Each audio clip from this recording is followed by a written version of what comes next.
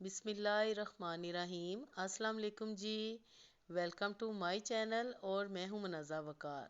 जैसा कि व्यूवर्स, गर्मी बहुत ही ज़्यादा पड़ रही है और किचन में ज़्यादा देर खड़ा होना भी बहुत ही मुश्किल है और बहुत ज़्यादा हैवी मुरगन किस्म के खाने भी खाने से तबीयत ख़राब हो जाती है।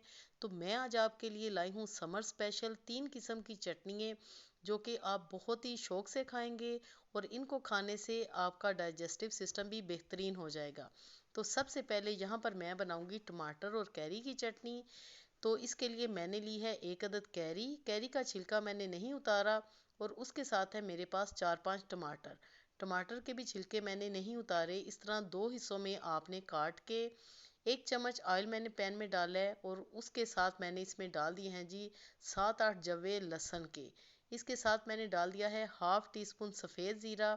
आपने इन सारी चीज़ों को रोस्ट कर लेना है, जलाना नहीं। आपने एहतियात से लो से मीडियम फ्लेम पे इनको रोस्ट करना है। इस तरह आपने पैन को आहिस्ता आहिस्ता घुमाते जाना है ताकि ये अच्छी तरह रोस्ट हो जाएं। अब हम इनकी साइड चेंज कर लेंगे। देखिए माशाल्लाह टमाटर कितने अच्छे हमारे नीचे से रोस्ट हो चुके हैं।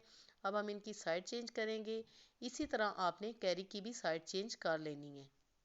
इस बात का आपने ख्याल रखना है कि ये सारी चीज़ें जले नहीं। अब हम इनको एक खुले बर्तन में निकाल लेंगे और टमाटर के छिलके आपने सिंपल इस तरह निकाल लेने हैं। इसके साथ हमने कैरी का जो पल्प है ना, वो हमने निकाल लेना है।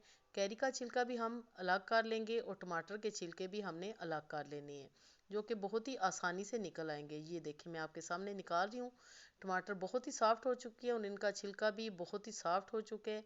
छिलके अब हम निकाल लेंगे और टमाटर का पल्प और कैरी का पल्प इसको हम अच्छी तरह मैशर की मदद से मैश करना है। आपने यहाँ पर कोई इसको मिक्सी जार में नहीं डालना, कोई किसी कुंडी में नहीं डालना। आपने सिंपल या कांटे की मदद से या मैशर की मदद से इसको मैश कर लेना है। अब है मेरे पास धनिया, पुदीना और 2 अदद है हरी मिर्चें। हम इसको कुंडी में अच्छी तरह दरदरा सा कूट लेंगे। वीवर्स, ये चटनी इतनी मज़े की बनती है कि आप तंदूर की रोटी के साथ इसको खाएं तो आपको किसी सालन की ज़रूरत ही महसूस नहीं होती। इसके साथ मैंने लिया है एक मीडियम साइज़ का प्याज। उसको आपने बिल्कुल फाइन चॉप कर लेना है, छोटा छोटा आपने कट कर लेना है। गर्मी के मौसम में इस तरह की चटनियाँ बहुत ही मज़े की लगती हैं। ख़ास करके दोपहर के टाइम तो इस तरह की चटनी हो और साथ में रोटी हो तो क्या ही बात है। वैसे वीवर्स, आप इस चटनी को एज ए साइड डिश के तौर पर भी सर्व कर सकते हैं दावत में, बिरयानी के साथ, पुलाव के साथ या खिचड़ी के साथ। ये बहुत ही मज़े की लगती है। अब हम इसमें डाल देंगे ग्रीन चटनी और जो हमने बारीक काट के प्याज रखी हुई थी ना, वो ये सारी चीज़ें हम इसमें शामिल करेंगे। और मैं यहाँ पर इसमें शामिल करूँगी हाफ टी स्पून से भी कम नमक। आप अपने टेस्ट के अकॉर्डिंगली डाल सकते हैं। इसके अलावा इसमें कोई और मसाला नहीं जाएगा। तो जी चटनी हमारी तैयार है। अब हम इसको सर्व करेंगे। खूबसूरत से प्लेटर में आपने इसको सर्व करना है ताकि देखने वाला देख के खुश हो जाए और जब वो खाएगा तो वाह वाह कह उठेगा। तो जी पहली चटनी हमारी तैयार हो चुकी है और अब मैं इसके साथ दूसरी चटनी बनाना शुरू करती हूँ, जो कि बहुत ही आसान है। ये चटनी बहुत ही चटपटी और मज़ेदार है। सिंपल सी सब्ज़ी या दाल के साथ भी आप इसको खाएं तो आपको मज़ा आ जाएगा।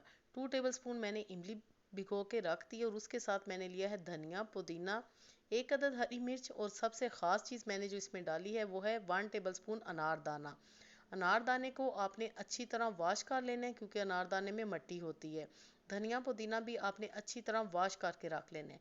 तो जी चटनी हमारी तैयार हो चुकी है। अब हमने इमली की गुठलियाँ अलग कर लेनी है और जो इमली का पल्प होगा ना, वो हम इसमें शामिल कर देंगे। तो हमारी बहुत ही चटखारेदार किस्म सी चटपटी चटनी तैयार है। थोड़ा सा हम इसमें नमक सिर्फ शामिल करेंगे। तो जी दूसरी चटनी भी हमारी तैयार हो चुकी है। इसको भी सर्व करते हैं बाउल में।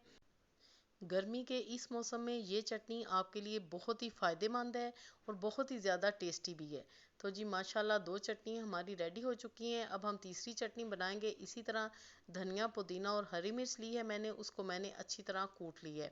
यहाँ पर व्यूवर्स, आप चाहें तो थोड़ा सा अनारदाना भी शामिल कर सकते हैं। सिंपल आपने इस चटनी को दही में शामिल करना है।